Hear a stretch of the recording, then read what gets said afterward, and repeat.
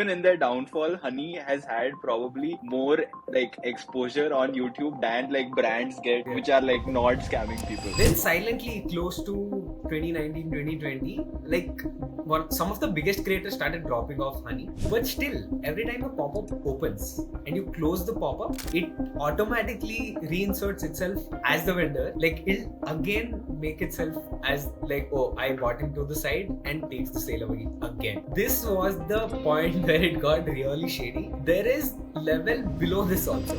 Like if you want to run a business, make sure it's a marketplace, like it's serving a buyer and a seller, and those are like the best businesses. Let's say you are someone with like a moderate amount of followers, right? Moderate amount of influence. You have like 25, 30, 40,000 followers, and you want to figure out, okay, how do I earn money? How do I get my first brand deal, right? So what would your recommendation be? Like how should someone go about it? But yeah, so that's rule number one, is that just go where the money is. Rule number two is just like premiumize whatever that it is that you're doing. There will be someone else who's doing something similar. Find who's getting sponsored there. Reach out to the same brand, because the idea is that if they are sponsoring them, they would also want to sponsor you. Okay, so welcome to another episode of the Content Playbook.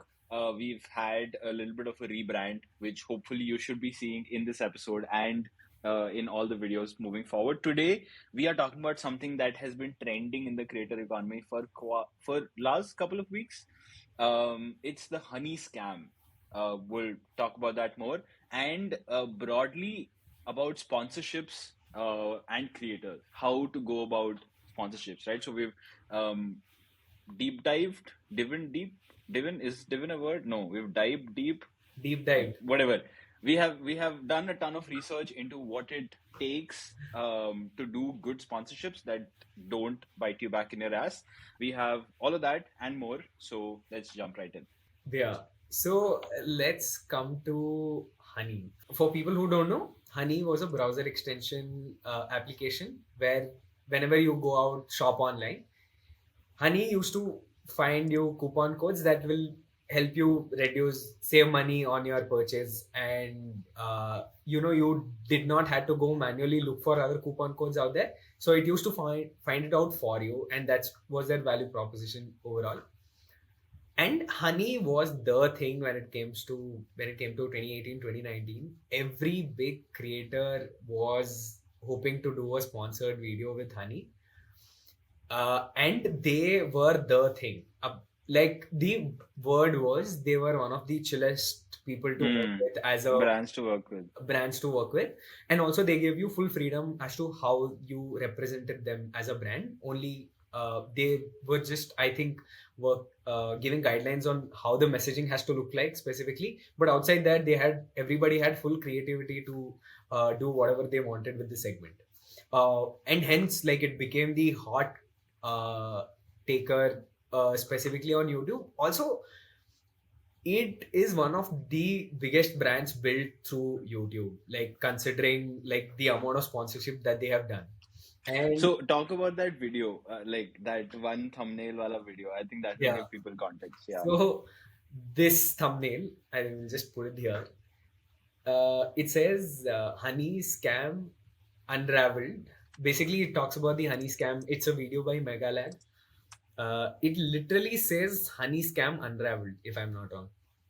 It's exposing the honey influencer scam. Correct. Exposing the honey influencer scam. The whole story is, bro, this is like a Netflix documentary style thing that has unraveled from being the most loved company out there to get sponsored from, to getting exposed as to how backhand, like the amount of backhanded tricks that were going out, and how like the biggest creators who were working with them got the baddest result out of them.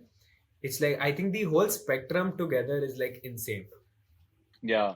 So I saw this video actually when it first came out. Like I saw the thumbnail, and just to put things in perspective, this video came out 2 weeks ago, or probably about 3 weeks ago. Yeah. And this thumbnail of whatever the hand thing, which is very popular in like this scam niche, the video has 15 million views. Okay, so with just like a modest 10% conversion, over 100 people have seen this thumbnail. Yeah. So the irony is that even in their downfall, Honey has had probably more like exposure on YouTube than like brands get, Yeah. which are like not scamming people. Yeah. But yeah, so like this channel, Megalag, I actually didn't even know that the channel existed before this, Yeah. but they did like a 23-minute expose on supposedly part one of like multiple parts on how honey works. I've only seen like half of it. Yeah. But yeah, this is making insane waves, Yeah. especially because there's a part in the video where he basically has like an Excel sheet with like 1,000, 2,000 rows. And these are all videos that were sponsored by Honey, right? And the list just goes on and on and on. Yeah. Everyone, I remember I used to be like a huge David Dobrik fan back in Yeah. the days. And he used to do like these Honey integrations and like classic, right? He like his vlogs at their heyday were whatever insane things that he's doing and meeting Yeah. celebrities and all of that shit. And he used to, I've used Honey multiple times, you Oh, know, like, you still have yeah. money on your browser right now. No, it was on like a previous computer, or maybe on like my other PC I might have. But Right. I've used Honey, and I didn't really like. I didn't find any particular coupon codes where I was like, "Oh fuck, this is great." Right. But just the value prop only, I was like, "This is brilliant!" Like I don't have to do anything, and I save money. Which, like, it It is should not have, the entire truth in all yeah, of no, this. which should have like, The irony is been there is a no red truth flag. in that statement. That is the irony. There is no truth in that statement. Yeah. But you were talking about the timeline. So like what Yeah. how So did that pan out? then silently close to 2019, 2020, like some of the biggest creators started dropping off Honey. Like if you think about it, Mr. Beast, MKBHD, Linus, everybody big was doing videos with them, and suddenly they just like stopped doing it, like very silently out of the blue.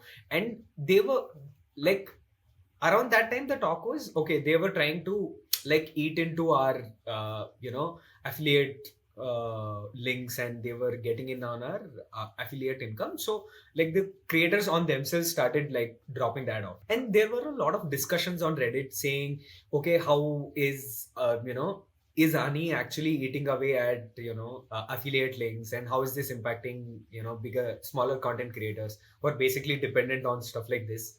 And there was a lot of conversation this happened, but like it didn't really catch on. I found a video that was some 4 years ago. This is close to them. I think this is pre getting them acquired by PayPal. So also one of the biggest news was that Honey got bought by PayPal for $4 billion, which was in itself was insane. I think there were a couple of things that happened around that time. One was Markiplier was approached from Honey to do a sponsor segment, and he said no because he says like he did this in his stream. He was like, I don't believe Honey. Can I pause real quick? I have a natural distrust of Honey. I don't know what it is. I don't know why, but I naturally distrust Honey. And I don't. Okay, all right, guys. All right, we're gonna stop. Everyone, listen. I don't know what it is, but my gut tells me that nothing in life is free. So where's all these savings coming from? And like the money that people get from Honey, I don't trust it. They push so much advertising. They push. Because I don't. It He feels predicted it like 2, 3 years yeah, he ago. predicted Yeah. this is going to happen because there is nothing called as a free meal. And how are these guys getting their money? Because when you think about it, they are providing you coupon code for all these things that you want to buy on the internet, and it's not exactly like helping the product like or the seller. Correct. It's just like he's Correct. losing money hand over fist, and it doesn't make sense for him to give him money. And you on the other hand, as a user, you are also making money. So how does the whole thing play when they are spending millions of dollars promoting the product? How does this work? I felt it was too shady. I didn't do it. And he did like a reaction video also. I knew it. I know I had a big brain recently. But Right. there was this one video that had come out which basically highlighted all these points. But the video basically looks like a conspiracy theory. I think it's that's because that's exactly why it didn't a takeoff, like Hmm. the whole fiasco that unraveled now, I think it would have happened sometime back Hmm. if it was like a proper, like, data driven approach. I think I'll tell you the video also. In fact, we can put it somewhere here. It is uh, it is called 5 reasons the Honey app is a scam. It's an original. The channel name is Original MCW. So he had done this, but like when you see it, it gives you full, like, Hmm. conspiracy theory vibes. Like the whole Hmm. outlook of the video is so you might not exactly connect to it. It was a smaller channel also, and there was a lot of conversation on Reddit.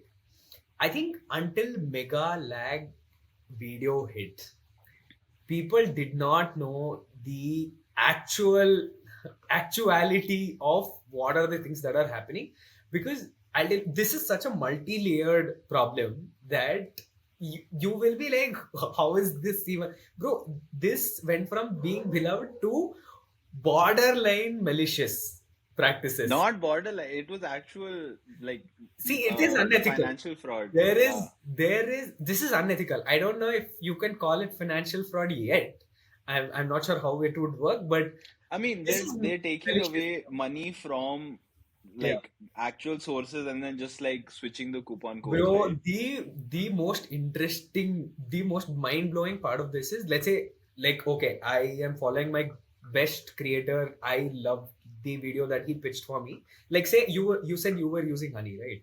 Hmm. So let's say you open an affiliate link that your favorite YouTuber had opened it. It went to the actual product page, Hmm. and a Honey pop-up opened where it said apply this coupon code. Let's take this as scenario one. Okay, you hit the apply coupon code, and it applies the coupon code. You got the discount. You purchase the product. What is happening in the back end is, the moment you hit get coupon code, it overwrote the referral from your creator to Honey itself and gave you the coupon code. So you finish the purchase and done. You did not buy the product because you like Honey. You bought the product because you're you know, you like the overall pitch of that. That's why you're buying it. That is scenario one. Okay, it's like maybe not such a big foul on the front end for the end consumer, maybe. Scenario two, where it did not find any coupon code as such, but it'll show you, hey, we were not able to find you any coupon code, but we'll give you credits if you, because this is in Honey, this company is a part of Honey Gold, so we'll give you credits. If you click on Honey Gold, it does the same thing again. It basically replaces itself as the person who got the sale and takes the commission away. And this is the and then there is scenario three, where it is not Honey Gold, nor did it find any coupon, but still every time the pop-up opens and you close the pop-up, it automatically reinserts itself as the vendor. Like, it'll again make itself as like, oh, I bought him to the side, and takes the sale away again. This was the point where it got really shady. There is level below this also. So, okay, you as the end consumer, you're thinking, okay, you know what? I don't have like a lot of time. I might as well get the coupons here. But Honey on the back end is actually telling all the stores that it works with that, if you get on board as like a Honey Gold, whatever seller, we will let you control the amount of discount you'll be able to give to your consumers, and you will have full control over it. I think there's a podcast that Honey does specifically. Somebody rolled it out, and that blew my mind, bro. Yeah, dude. They were two timing. They were two timing big time. Yeah. Yeah. The front end, they're The telling consumers, we get you the best codes, which they were not actually.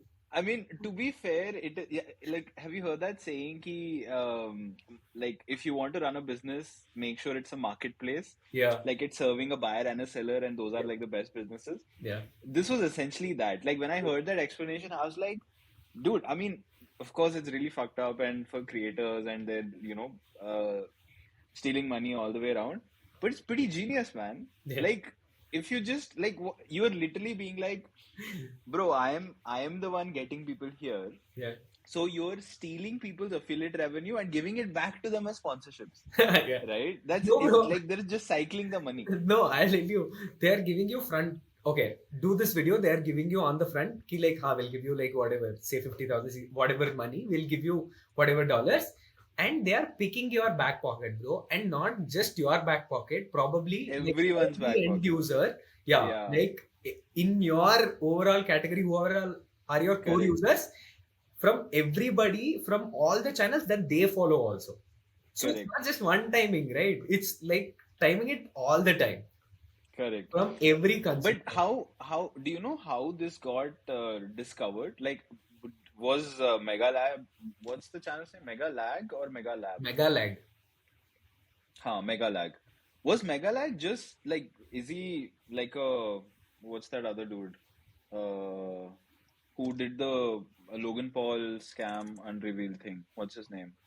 CoffeeZilla. Is this like a CoffeeZilla type channel Yeah, where he just does exposes, yeah. or He, was there like a reason why this got caught? so specifically, this is like an expose channel.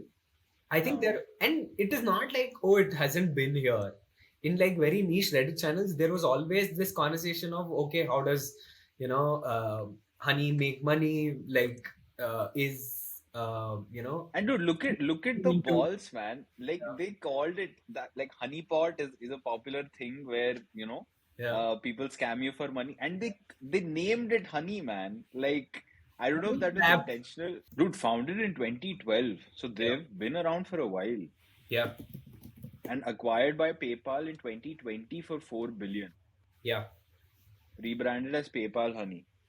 Crazy, But if dude. you see their revenue streams and all, no, it's because they started sponsoring YouTubers and like they became the biggest thing on YouTube. That's when they actually saw the revenue hit.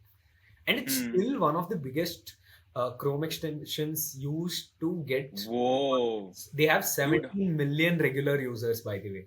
estimated to generate between 750 million and $1 billion in revenue in year 2024. Although now in 25, I don't think that's going to be the case. Yeah, But crazy. like the level of unfolding that is happening. Like MKBHD openly came out and told stop using honey.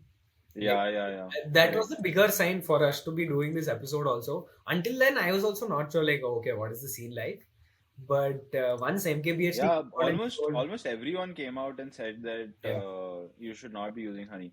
yeah, But okay, what's the so what here? So they're basically stealing money off of creators, and um, they're misleading customers because they're essentially capping the amount of discount you can get. So they're taking money from creators as well as from yep. e-commerce websites, right? Where you put these It's coupon codes. misinforming, misadvertising the Correct, consumers, like which they are, correct. and it's very like by the looks and how they are operating, it's a fraud. Like that is Yeah, what yeah, 100%. today Dude, it's you know what I thought? I saw like the initial yeah, 8-10 minutes of that Mega Lag video, and I was just like, I just came to terms with the fact that as like a non-coding, non-developer person, you have no idea what's going on your computer, yeah, right? Like, if very honestly, especially anything to do with the internet, anything to do with um, you know, like online, people can do so many things to you, and you won't even know that it has happened, which is yeah, so scary. yeah. Interestingly enough, there is that something Sean Ryan or some channel where it's like a ex um ex Air Force Marine or something from the US, and he sits on a couch and he talks to people on it's a podcast. Okay. They had like a ethical hacker on, and it's like a super popular episode. The hacker is also a creator, and he makes a ton of these videos around like hacking and safety and guidelines and things like that. There is this little device, right? I don't know what it's called. It's like an orange device. We'll put a picture on screen, which basically using Bluetooth or Wi-Fi or whatever, it's able to hack into phones. And Right. the way that he explains it, right? We'll put some video after this somewhere. the way that he explains is that you just need to put that device near your phone or your computer, and it's literally just going to copy all of the essential data, Yeah. right? I think it And worked through even Wi-Fi, if I'm not wrong. yeah, even Wi-Fi, right? Yeah. Like there, if you watch Silicon Valley, they had that pineapple thing, right? Where they do that pineapple attack, and you can Yeah. piggyback and you join a Wi-Fi. Dude, that's why I'm so afraid of joining like public Wi-Fi's, especially Yeah. in cafes. And all. You remember we were sitting in that cafe the other day, and I was like, dude, you use Wi-Fi? Who Yeah. like? I never connect to Wi-Fi, man. You just Right. don't know who gets Yeah. access to what inside your computer. So true. But that being said, I think this is also a good recall. We'll put a link above to our hacking episode, which Yeah. was, I guess, episode 2 or 3, maybe, Yeah. when the beer biceps hack happened. Yeah. And I think the overarching kind of moral of the story here is that with power comes great responsibility, right? Like that Spider-Man quote. And Yeah. I think it's important to always do your due diligence when it comes to influence and like who you're promoting. But sometimes it's just difficult, man. Like I remember when honey was all the rage for you to like Yeah. not take literal cash and be Yeah. like, hey, I'm gonna go and Exactly. do my research into you and all of that. And And also, sometimes you just need the money. Like right now, we're bootstrapping this. If someone came and be like, "Hey, dude, we'll give you the ability to hire more people, yeah. build a studio, do this weekly, have a researcher," I would jump on it because I know the potential that the show has. Yeah. So I think it's always that balance that creators and entrepreneurs have to maintain. And I'll give you my personal opinion on how the whole thing unraveled. And from my understanding, also, like the creators didn't know what was exactly happening, right? Until like the Hmm. actual expose happened.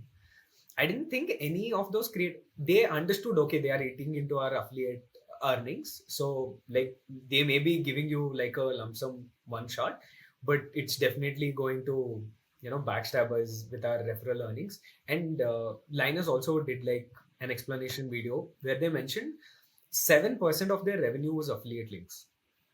Considering the Whoa. size of their company, they had like massive affiliate Correct. earnings, which basically got nerfed when they did started doing this, and they talked to them, and they were like, no, we won't like change our policy about affiliate and how their sales happen. Wait, We hold just on. So Linus did the math that once they started doing honey, or once honey came on the picture, their affiliate thing dropped. He didn't mention explicitly, but my understanding is they were Ah, doing like affiliate marketing, and those links were getting them money, which was close to 7% of their overall income. huh. And they understood that their honey browser extension is eating into that, because you can see that sharp Whoa. decline happen once like you have promoted them enough times.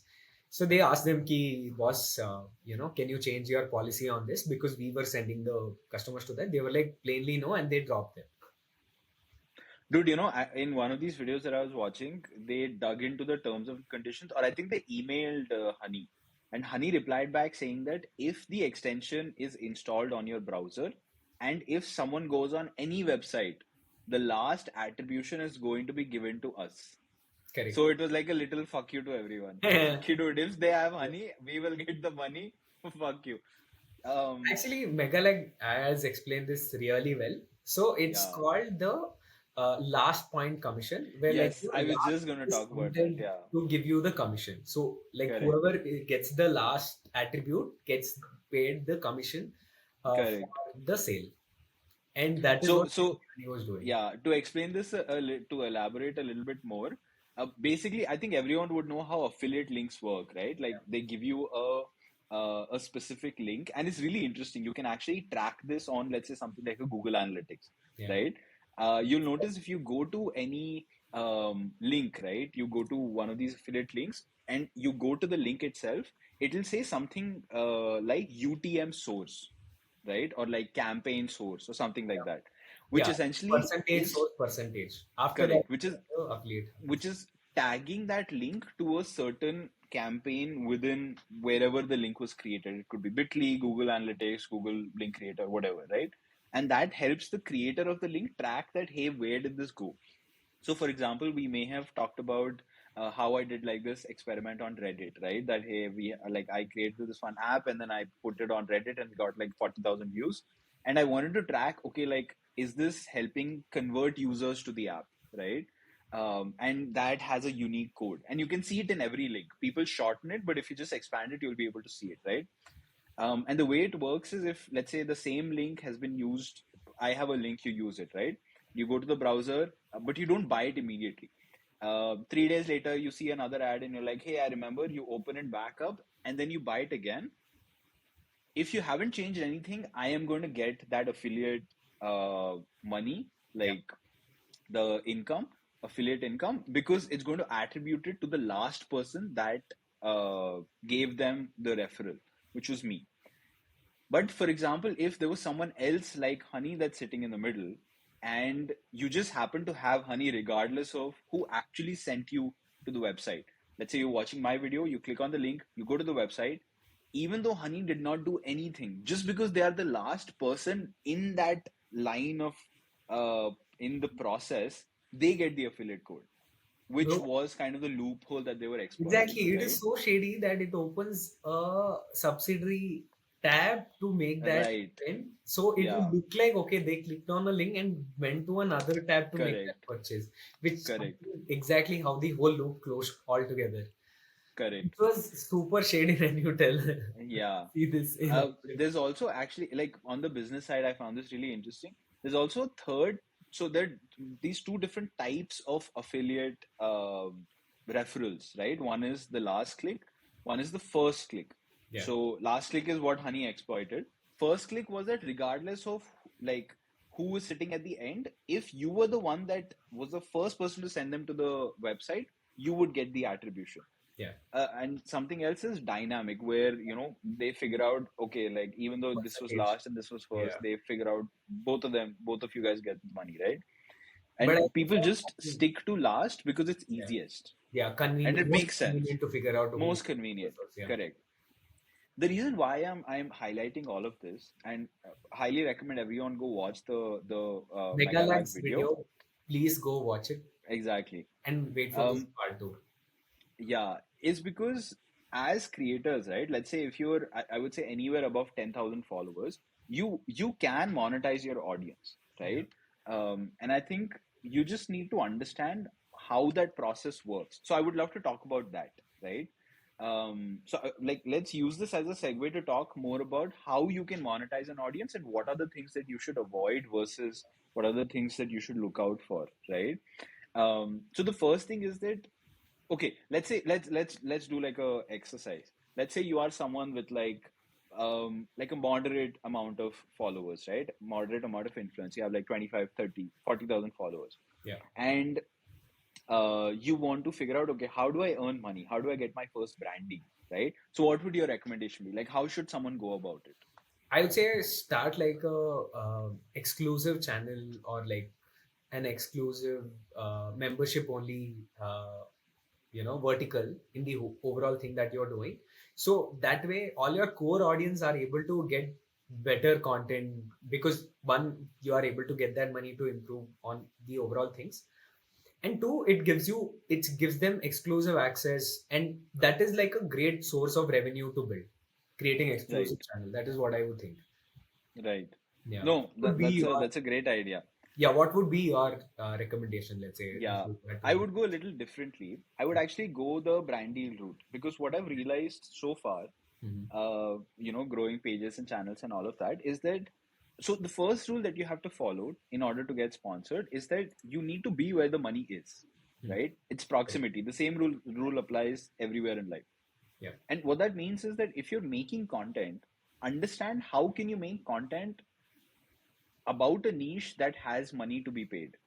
Yeah. So, for example, if let's say you are making content around, name a niche, name any niche, food, right?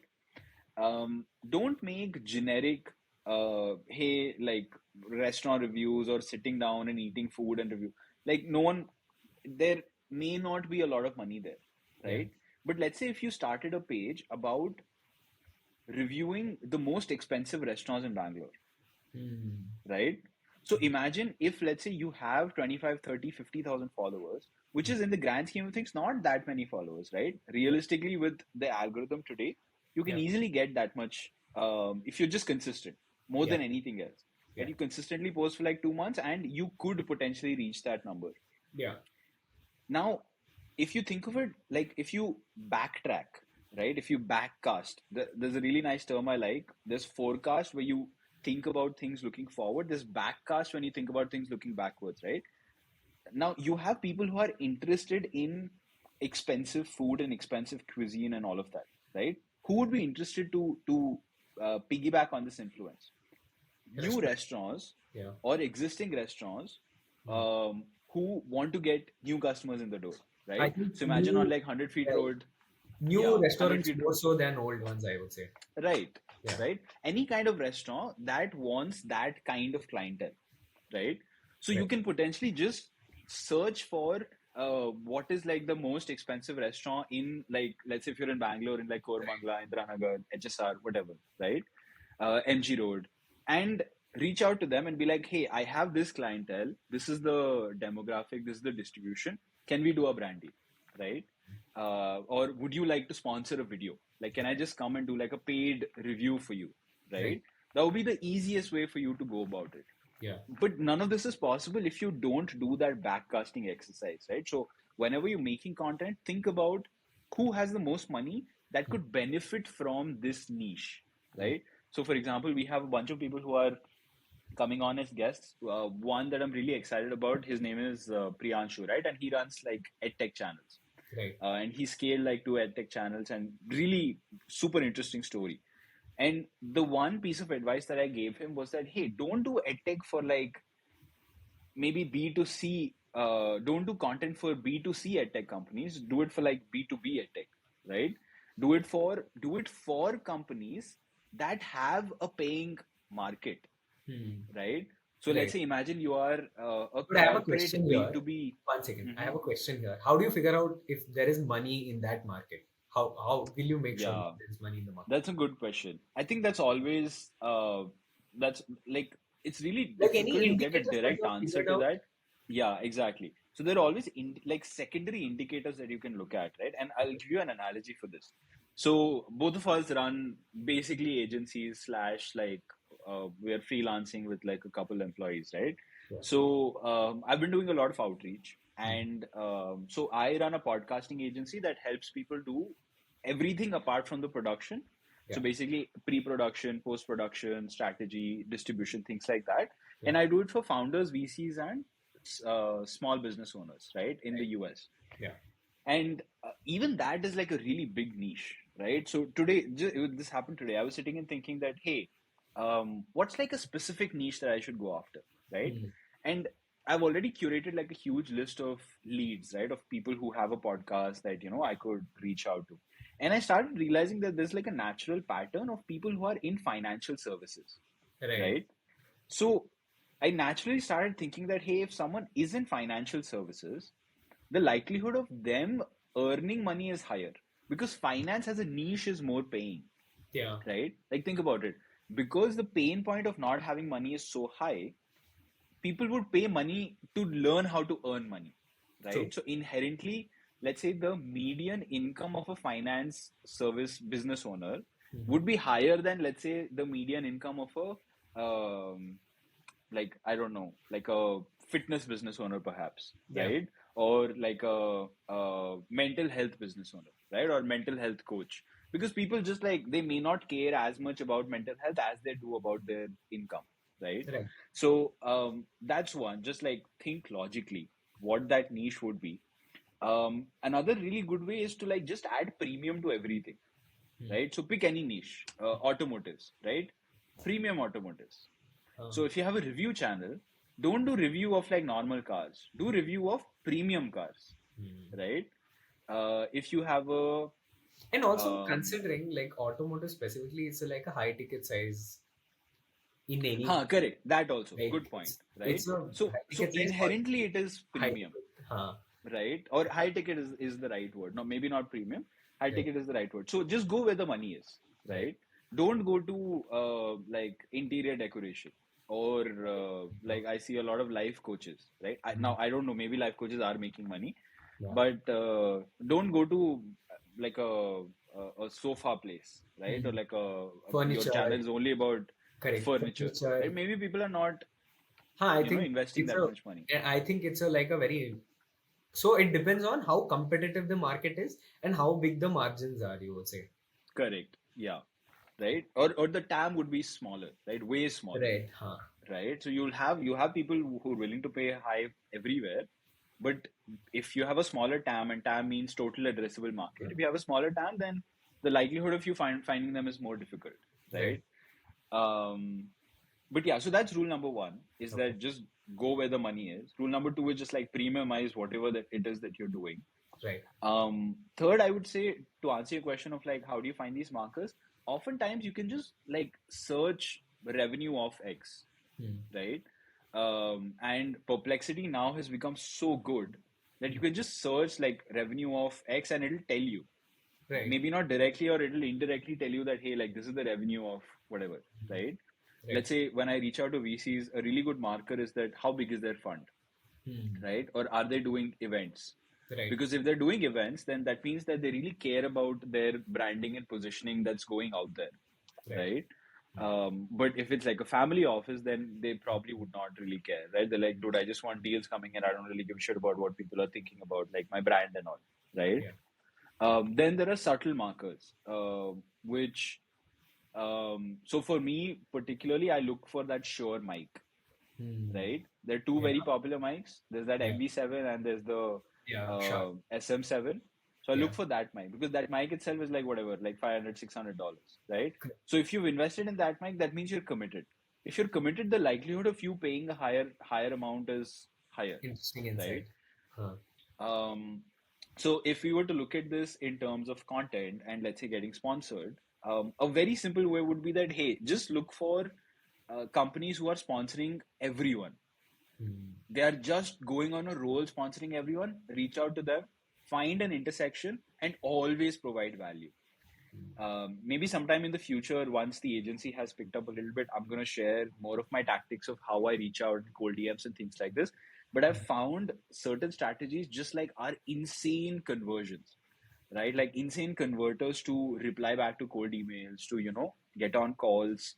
Right. Um, they take a lot of effort and time, but that's the trade-off. It Yeah. makes a lot of sense. So a great example that I used to do when Gyan Settle was going viral a couple of years ago is that I used to like curate a campaign, align it with what my understanding of the brand was, and then pitch that. So I Hmm. wouldn't be like, hey, do you want to sponsor me? I would be like, hey, I have a really cool, interesting video idea Yeah. where I talk about XYZ. Hmm. And I know that you sponsor this other creator who did a similar video. He Right. happens to be a friend of mine. Can we Okay. do something similar? Huh. Right? And the timeline would be like 4 days. I'll get it to you like now. Everything is ready. Right. Right? So make it as easy as possible for them to say yes. Right? Right. And I was thinking about this yesterday because being in like the company that I was working in, Hmm. we used to do like a lot of sponsorships and brand deals and things like that, right? Right. And the one thing that I really want people to understand is that there is a person sitting at the end of the screen, Right. right? So try to empathize with them as much as possible. Hmm. So, for example, you try to understand from like an outsider's perspective of what that brand is trying to do, Hmm. right? So, for example, if you remember, there was a time when Cred was just going on a roll, sponsoring Yeah. everyone, Yeah. right? So they were just trying to get the word out there that, hey, we exist, Yeah. right? And they had just done like a rebrand. Yeah. So you need these like higher order thinking to try to walk a mile in that brand manager's shoes. Right. For example, okay, I'll list down a couple of brands that I think um, are having like a similar approach, right? Okay. So one is any brand that is coming on Samay Raina's India's Got Latent. And I'll Okay. tell you why. India's Got Latent does not have one singular audience. It's not a Correct. niche show. It's Yeah. just a wildly popular show, Yeah. right? And Samay has so much influence that he can just command people to remember brands by his jokes and comedy and all of that. Right. But I would argue that these brands want to have a wider like reach and distribution. That's why they're going on India's Got Later. Like Right. I remember one of the recent episodes was sponsored by like some clothing brand. We'll Right. plug the name. I'm forgetting what the name is. What was the? It was the most recent episode. It was the episode with Rakhi Sawant. Got it. Another previous episode was with the cup noodle brand of Viva. Oh. Very interesting. Viva, the sauce maker, Yeah. has Yeah. started cup noodles, right? Oh, Which is nice. called like Walk or something like that, Okay. right? Nice. Reach out to these people, Right. and if you position yourself properly, I am Right. very certain that they would reply back. Yeah. Right? This is one. Another is, and I want to foreshadow like the person I'm about to talk about. I hope that he comes on the show, this year. But there's this person called Justin Moore. Okay, and we actually share a thumbnail designer. You know Harsh, he works for him also. Oh, nice. Yeah. So Justin Moore is a sponsorship coach. Really interesting business idea, right? So his entire channel, and we'll show it on the screen, is about sponsorship. So Nice. how do you get sponsored as a creator? Hmm. Now, I was just going through his channel. Lot of his tactics are just like sales, but packaged in like a creator context. Right. But they're still relevant, right? Right. So another really interesting, like it's almost like a series that he does, is that if let's say now we are in Q1 of 24, Q1 of 25, right? Yeah. A really good way to find brands is to note down who all got sponsored in Q1 of 24. So the way that you do it is now you just note down who got sponsored this quarter, Okay. right? And you keep a track of it in your niche. Let's say if your niche is, I remember 2 days ago I met someone who's working in IM Bangalore, right? And they are trying to market their like one of their online digital courses. Really interesting, right? Okay. And they are trying to do like content, organic content. Okay. So if let's say if that person or you're let's say you're working in some college, right, and you're trying to make content for that school or college or educational institute, and you're like, hey, we need money, we want to find sponsors, right? You find other such brands who have sponsored people throughout the year, right? And the rule of thumb is that don't go for like the new sexy thing, go for like the thing that has been around for a long time, right? So you find brands like, I don't know, PNG, HUL, or it could be legacy brands basically, right? And you reach out to the same brands in Q1 of 26, Right. because more or less their marketing plan remains kind of the same, right? They won't be like, hey, we'll sponsor India's Got Later in one day, and then like tomorrow we'll go and sponsor like some other wild thing, right? So you can find stability there. That's one. Second is you need to know who your peers are, because no content is unique. Yeah. And whatever you are making, you might be making like, I don't know, like a podcast while you're on a bike. There will be someone else who's doing something similar. Yeah. Find who's getting sponsored there. Right. Reach out to the same brands, because the idea is that if they are sponsoring them, they would also want to sponsor you. Yeah. Right. So I think those two are a real like easy no-brainer ways of reaching out to these brands and getting them to at least entertain the idea of sponsoring you. Interesting. Yeah. That would be good. But on that note, okay, you have point. No. Yeah, let's do this, and then I'll. No, so if you had to say conclusively, like, okay, this is where to start. Ideally, figuring out what is your, specific.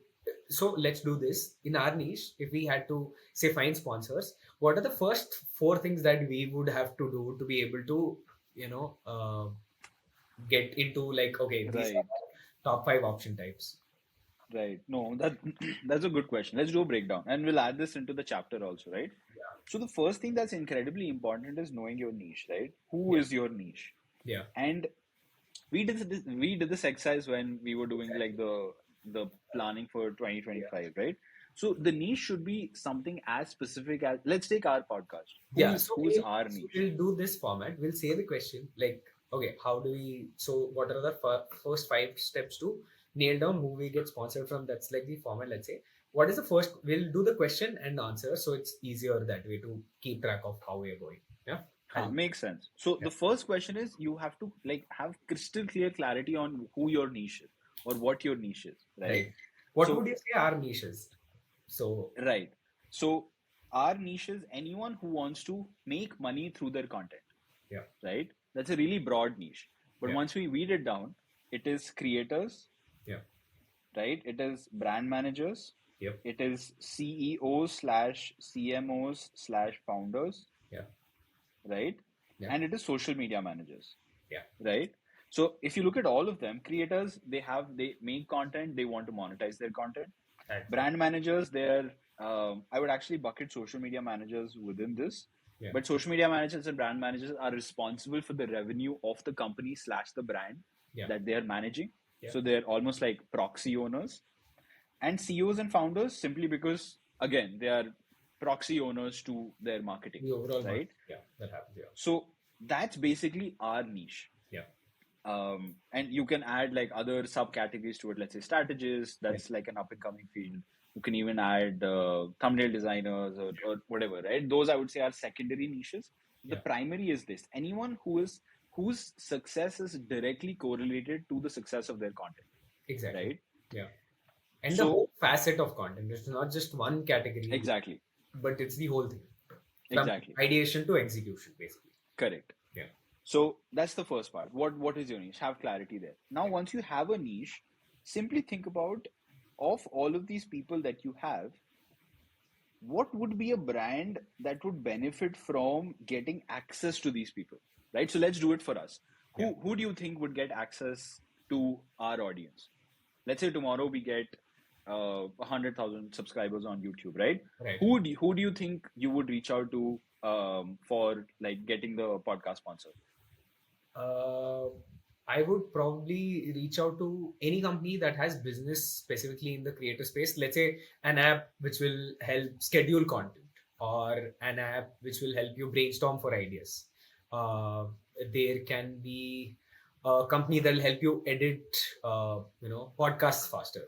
Something like that. Something like video AI would be my first bet to be able to get sponsored from, because it makes so much sense, literally, because our consumers are going to make content. So somebody who is catering to these problems would be my first go-to place. Correct. Yeah, Correct. So, I mean, a really easy way to do this for someone who's listening, who is a beginner, is that go to ChatGPT and just ask it this question. And in the chapter, in link in the description, we will add this prompt, right? So we'll add the prompt that you need to write. yeah, Just add your niche, and it's going to give you every single brand in like who would benefit from that niche, right? So one you hit the nail on the head. yeah one question I have: how updated would this be, or like would it be like 2024 limited, or like it's fully up to date list that they will I mean, I think you can put the same thing in Perplexity or okay, like, regardless of how updated it is, it'll like you can always add on to it, right? I think ChatGPT always for me has been like a great brainstorm thing, and then you add your own research. So the first thing that who I would reach out to is legacy brands, right? So what that means is brands who sponsor a lot, have a lot less at stake, right, and they just want like good creators to be associated with, right, right? To kind of carry their name forward. Two got it, companies come to mind, Adobe and Spotify, right? If you think about it, Adobe sponsors a lot of people. yeah, They don't sponsor everyone, but they sponsor the really good ones that they have good relationships with, right? exactly, I really want to get sponsored, like get the show sponsored by Adobe at yeah, one point. that'll Then be great. Spotify. Yeah, Spotify is perfect, right? yeah, Why? Because we are a podcast. It's a podcasters, yeah, podcasting platform. We yeah, help people make content. It's a content platform. Perfect synergy, yeah. right? If someone who's at Spotify is watching, please hit us up. Yes, please. We would love to hear Uh, from you on when I get sponsored. then, exactly like you said, SaaS tools, right? So helping people make content. Yeah, So it could be like a video.ai, which is now Accuso.ai. It yeah. could be, so you have SaaS tools, right? So it could be a video, it could be a buffer, it could be a HubSpot.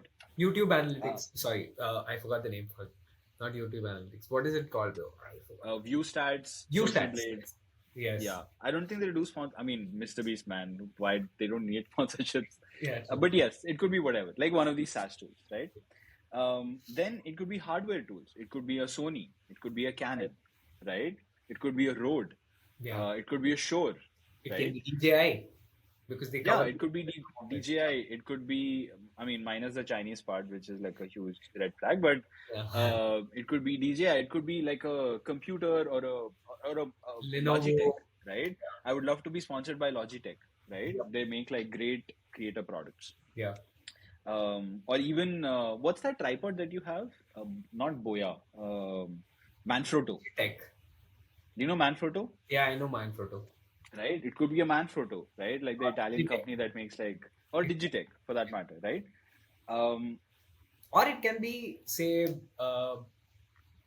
merchandising brands or something like that who would, in fact, be willing to make merchandise for any, like, say, creator as such. So they Correct. would Yeah, want to sponsor us because, like, a lot more creators are watching us.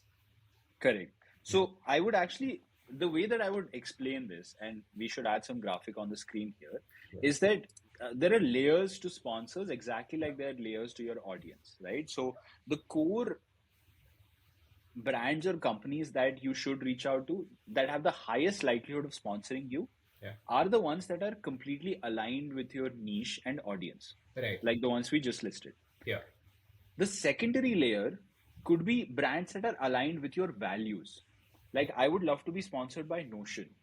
I would love to be sponsored by Slack or Yeah. Riverside that we're using right now to record this video, Exactly. or any of the tools that I use on a daily basis, Yeah. right? Rise would be. It could be Arc, it could be Rise, Yeah. it could be whatever, any other tools that we use, right? Because not just because we like using the tool, like not just because they would benefit from the niche, maybe not, Yeah. but we're aligned in the sense that, hey, like we're aligned in the values and the Right. value prop of the product itself, right? Exactly. Like we love Zudio. Why Yeah. can't we go to Zudio and be like, "Hey, dude, like please sponsor us," Please, man. right? So that I would like, I'll say it's indirect marketing, Right. right? Or it could be like a cred because we love great design and cred has great design, Yep. right? Something like that.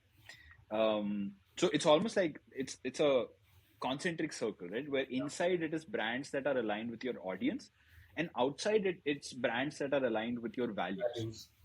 Got it. And the final circle would be that brands who just want like blind marketing, like they don't give a shit about anything. Right. It could be Honey back in 2019, Yeah. right? Or like Google. Google does not need marketing, but Google still goes and sponsors certain creators, Right. right? Yeah. So it could be that. Yeah. So those are the three levels that I would kind of categorize when it comes to reaching out to like brands, or at least identifying who those brands could potentially be. Right. So we talked about two things. One is niche, one is brand. Yeah. Do you have a third thing that people should think about in that checklist?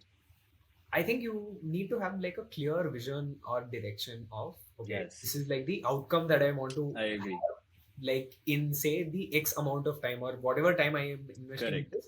This is, you need to have like a North Star metric when it comes to what you want to achieve. Yeah. And also stepwise executional plan. 100%. Of, okay, what do you want to do in between that? 100%. I'd call it the pitch, right? Yeah. So the pitch is basically what is the value prop that the brand gets. Yeah. And there is always a value prop that any brand will get. You just need to position yourself well. I Yeah. think one person that does this brilliantly is Ruhi. So Ruhi, for people who don't know, Yeah. one of the most resilient people I've met. She's a podcaster and she's a VC analyst Yeah. from Singapore. Both of us have met her. Uh, Amazing girl. yeah. And I remember at one point when she was looking for sponsors, and I think she got sponsored for her podcast, right? For a couple She of wasn't highlighting, sorry? for a couple of episodes at least. Yeah, something like that. Yeah. She wasn't highlighting that, hey, I have like hundreds of thousands of followers or reach or this and that. She was highlighting the effort that had gone into the podcast. Yeah. That, hey, I have produced more than like whatever, like 3,000 minutes of podcast, right? Right. I have these many number of impressions. I have these many. So I feel like oftentimes as creators and perfectionists, you can get lost in that. You can get lost in that. See, making content is very demotivating when you are starting off. I think that's Right. to get there, and it's hard, like not seeing the numbers. And you might not, might not be, you might be thinking like, okay, I don't even have numbers to show somebody. Like, how will I be Correct. able to pitch somebody? In fact, you're like anything you can pitch, like even your resilience, I guess. Like pitch Correct. something that resonates with whoever you are pitching. Correct. Maybe resilience is the thing. Muscle Blaze can Correct. be a great sponsor if you are going after resilience or working on Correct. something like Actually, dude, that's a great point. that. Because I think it's easy to get don't, lost in that huh, perfectionism of, hey, I need like I most need views or numbers, followers I or need whatever. massive numbers. No, Yeah, that is 100%. not your case always. Because Uh, always a I client who would need like a specific right, is that they are looking for, but because they also understand they won't be able to afford people outside that size. The 100%. engagement always differs, so maybe not be overwhelmed or like don't feel underconfident when you want to pitch Correct. that way. Correct. So if you are someone who, let's say, doesn't have quote unquote like the most followers or engagement or whatever, right? Still want to be sponsored, I'll give you two ways to think about it. Yeah, One is that I feel like there has been off late in the past, let's say 2.5 years, this uprising of brands wanting to work with micro influencers. yeah, You'll hear that term a lot, micro influencers, right? I, yeah, And the reason for that is the creators who are at the top, like the 1% creators, are becoming more and more expensive, obviously, because they command so much influence. and And also I think the required outcome is not being achieved as a whole, considering the yeah, amount of money could that's be. to the outcome Yeah, that you might have. could be. Like ROI is not being met, right? Yeah, So I think a great analogy is what Ashneer Grover had that story, right? Now I don't know how true it is, where he had the story of, hey, like to get Virat Kohli for one ad, I needed like whatever 8 crores, right? yeah, But to get the remaining 10 people in the Indian cricket team, I needed like 6 crores. So right, that's what I did, yeah, right? So you could be the one person in the remaining Indian cricket team as opposed to being the Virat Kohli. yeah, Don't try to be the Virat Kohli, right? You yeah, can still get paid if you're just in the Indian cricket team, yeah, which is if you're just making content. yeah, That's one, right? So being a micro influencer does not diminish your value as a creator. And the second is that there is always a person sitting at the end of that table, yeah, right? Sitting at the end of that email, at the end of that tweet. And I think again, like huge kudos to Ruhi to really like drill that in my head yeah, that like if I was responsible for a brand and if I was just looking at her resilience, I'd be like, dude, fuck everything. I want to be aligned with her, exactly like you said. Like yeah, that is a value that I truly resonate with, and yeah, I will sponsor her only for that. That yeah, hey, you keep on going. yeah, I love that you're doing this. yeah. Like go until like let's see. I'll see whatever I can do from my end, but like please continue. 100%. That's something that we Um, want to see. Yeah. So your pitch is important, right? Like how are you positioning yourself? Yep. So don't just like send out emails saying that, hey, can you sponsor me? No one gives a shit, right? Yeah. Think of it as your first impression. Yeah. Be really clear cut of what it is that you hope to achieve. Yeah. What do you expect from the brand? What Yeah. do you put on the table, right? Because everyone says me, Yeah. right? Don't be like, Yeah. don't be self-centered. Yeah. Be very selfless that, hey, this is what I can provide for the brand. Exactly, bro. I think you put it well. It shouldn't be me. The pitch should be me and you. Correct. It's Yeah. like this is me and these are the things I can do for you. And you can check out Correct. my work if you want any more exposure on me. That is like 100%. the best way to tell people like what can happen for them. 100%. The Yeah. person on the other side doesn't have the kind of time to read about somebody else. Correct. Yeah. Just to You have see to make it easier what for them. Yeah. Correct. So the that's one. yeah, Second thing that I learned from Justin Moore is that don't pitch just like a one single pricing model, right? Don't, this is exactly like a business. right, Don't like when you go to a website and you see like three different pricing models, it's there for a reason, right, right? There's whatever, there's multiple biases that go in it and like cognitive heuristics. We won't get into that, but there's a reason why you see three pricing models, right? And the first one is the cheapest. The second one is where you move the second one dictates what the they will customer offer. buys, right? God, If you move it too close to the third one, they'll just go and buy the third one. If you right, move it too close to the first one, they'll just buy the first one, right? Because the third one will look too expensive or the first one will look too cheap or vice versa. So pitch kind of a combination of things, right? Don't say that, hey, I'll just do one video. Right. If you're, let's say, a sub 50K creator, pitch that, hey, I will do like 4 videos for you along with 3 stories, and this is what you can get out of it, right? I think reading Alex Hormozy's $1 Million Offers is a great, that's a must read for everyone doing any kind of business, because you need to make an offer that's irresistible, and that does not mean just in the financial value, right? It's not that, hey, you're getting 50K subscribers or whatever, 100K average views for 50,000 rupees. No, think of it like, hey, I am trying to fill my sponsors for January. If in the next 7 days you can get back to me, I will give you 2 additional videos instead of just 4. Right? Or I have this other page that does not have that many followers, but it still has significant number. I will add like 1 video there as well. Right? Or go in as like a package deal with another creative friend of yours, right? Or say that, hey, I'm doing like a whatever, like a limited time offer where you're offering them something that makes it stupid to say no, right? So that you can offer. Like, think of correct, something that actually stands out, that will resonate to them. correct, So you add that into it. correct. And the fourth and final thing that I would say is that, like, do your research, right? You go prepared of like, try to understand what is valuable to a brand. They don't just want to put their name on your video and be like, hey, we're done, right? They want to get some tangible results.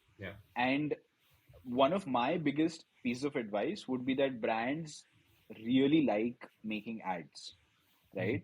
So what you can simply say is that, hey, I will make these videos for you, which will go on my page, your page. That's great.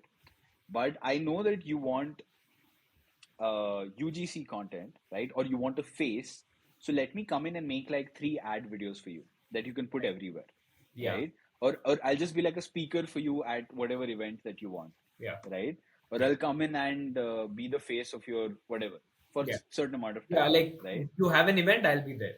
Like, you want me Exactly. to talk about the product, I'll come talk about the product. Exactly, Please. right? And then you're literally just being like an actor, right? Because your value as a creator is not just limited to making content and videos every day. It's also the fact that you are able to make videos, right? Not the fact that there are your videos, but the fact that you're able to make videos. Dude, like you'll be so surprised. People who can talk in English are in so much demand. Like, I tell my editors every single day, dude, just start communicating effectively in English, and you are worth like 15% more to me, 25% more to me, right? Just because you can speak in English and I can trust that, hey, I don't have to translate things for you, right? So that's another thing. So find different ways of packaging yourself and what you offer in ways that the brand will understand. They want people to make videos. They want people to, maybe you say that, hey, I will get you more influencers. You tell me what you want, I will get someone from my network, right? And you give me a commission when you do whatever with them, right? Or you could say that, hey, I will come in and like set up your Instagram, right? Or whatever. You have to figure out what that is, but you need to understand what it is that the brand wants. And the brand does not want a video. Brand wants either. So what you're saying is, you understand at least you try to figure out what the pains of the brand are and what are the success metrics. If you're able to solve for that pain specifically, they'll be very likely to work with you. Yes, 100%. And like, there are hundreds of ways of what you were giving is examples of what those pains could be and how you could solve for that. But ideally, like, you would be the better judge when you are going through the company, and that is what we mean when we say research. It's not about 100%. we saw how the revenue is, where they operate from. That's not exactly research. Google does it for you. Yeah. This is actual research when we say you have to research. Correct. Ideally. Correct. 100%. So just to summarize, these are the 4 steps, right? So the first step is understand your niche. The second step is find brands that relate to that niche, that align with that niche. Third is craft your pitch. What is that pitch, right? How are you positioning yourself to that brand? And fourth is understand the brand's goals. Yeah. This should probably be the third one, but understand what is it that they want, Yeah. right? Understand the pain points for the brand Exactly. Yeah, and solve for them. 100%. Yeah. Now, I just want to add one more thing to this, which is a very natural question that someone might ask is that, hey, like, how do I find these brands, right? So, off the top of my head, there are two different places where you can go to find these brands, right? Okay. So, what do you want to do? Essentially, you want to find brands that have money, Right. and you want to find brands in a certain niche, right?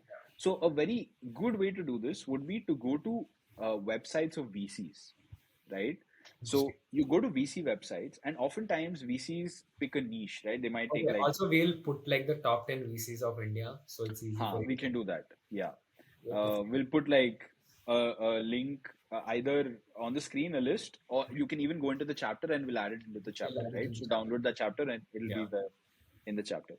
Yeah. So you go to the VC and you find these VCs, right, that keep investing into companies and or they keep putting out reports or things like that.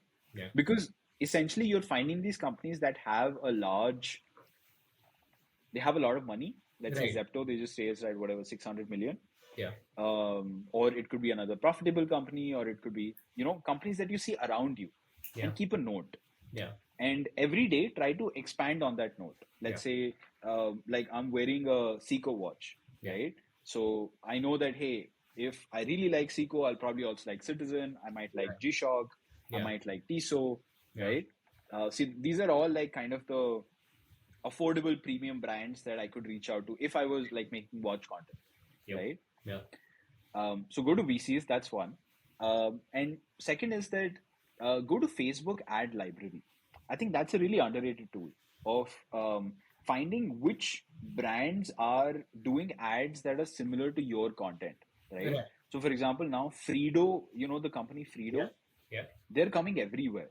Like, Yeah. I would argue that we can reach out to Fredo, and if we position ourselves right, we can get sponsored, Yeah. right? Yeah. So, if that's the case, like if you see a bunch of ads coming on your feed, Right. just go research into the brand. Yeah. They are clearly putting a lot of money. Yeah. So if you position yourself right and in a timely manner, you Yeah. could potentially, if nothing else, build a relationship with that brand manager, right? Exactly. Because tomorrow, when that brand manager moves from Fredo to somewhere else, or within Fredo he climbs up the ranks, he will remember you. Yeah. And that's where consistency and like having just making more content and interesting things also matters, because then you're networking with people who could potentially sponsor And you. they have enough things to get back to you on. If you are making content Right. that works, they have enough points to get back to you and say, "Hey, how are you?" Correct. Because that Yeah. conversation only won't last. 100%. Yeah. And I think in today's day and age, it is so easy to find people on Instagram, right? Yeah. So make sure that at least one of the platforms on which that you're reaching out to the brand, also reach out to the brand manager on the same platform. If let's say you are making content on Instagram, Yeah. right? Like we will be making, like we already make reels on Instagram, right? Yeah. So if I had to reach out to Fredo, I would do it on Instagram. Right. I would also do it on email, but Yeah. I would do it on Instagram. Right. Why? Because the second order consequence of that is you will show up in their feed, Yeah. right? You will show up in that brand manager's feed. You will Right. show up in the brand's feed, Yeah. right? So maybe they don't sponsor you today, but if you continue to make better content and you continue to elevate that quality, they might sponsor you like 6 months down the line, a year down the line, Yeah. and you're kind of planting a seed that you will harvest later. Exactly. The thought has already been put. It's just about like if it happens, when it happens. Right. And also definitely check out Justin Moore's content. I thought it was really underrated. Like Yeah. he already has like 50,000 subscribers, but I just thought that the concept of having a business around creator sponsorships is like really fascinating, right? Yeah. And Justin, if you're watching, would love to have you on the show. I Yeah. would have probably reached out by the time if you're seeing this, but would love to have like another deep dive extension of this in another episode where we're diving deeper into like the nitty gritties of how to go about creator sponsorships. Yeah. I mean, in But fact, cool. it would be great to understand how like you can build like the overall business around this also. Right. Yeah. No, definitely. I think we covered quite a bit, and I think this Yeah. was pretty actionable. Yeah. which I was a little skeptical about. I thought, Yeah. I hadn't done enough research. But I'm kind of happy. Anything else you want to cover? No, not really. I think we pretty much covered everything that we wanted to. So I think this, one thing that we haven't covered is what people should not do when they're uh, looking for sponsors, or like what are some disclaimers. yeah, there are a few disclaimers, but ideally we'll have it in our chapter. It's not like a very big thing, but we'll have it in our chapter. Please go download our chapter. You'll get like what are the disclaimers that you don't want to follow when you're approaching the clients. Hopefully, it helps you also. Uh, Correct. Okay, guys, so that was the episode. We talked about everything sponsorships, starting from the honey scam to how do you find your first sponsor as a creator. Um, these episodes take a long time to make. I'm dressed up here and I'm definitely wearing pants. So they take a lot of effort and time to make, to research, to even produce, edit. We have a team behind us that's helping us do this. There are a bunch of episodes with guests that are lined up that it's just a lot of work. And we're doing all of this for free. We ask nothing from you except this one thing. And that's what we call the gentleman's agreement. We do all the work, and all we ask is you just take 2 seconds to like and subscribe on the YouTube. And if you're listening to this on a podcast platform, just go and rate us. If you're with us so far, you really like the show, just give us 5 stars.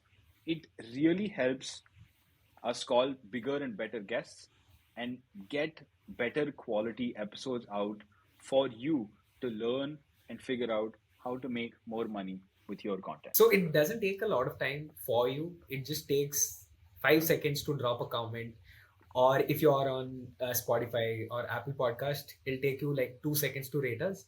And obviously give us feedback. Like if you feel it's bad, say it's bad. If you feel it's nice, please say it's nice.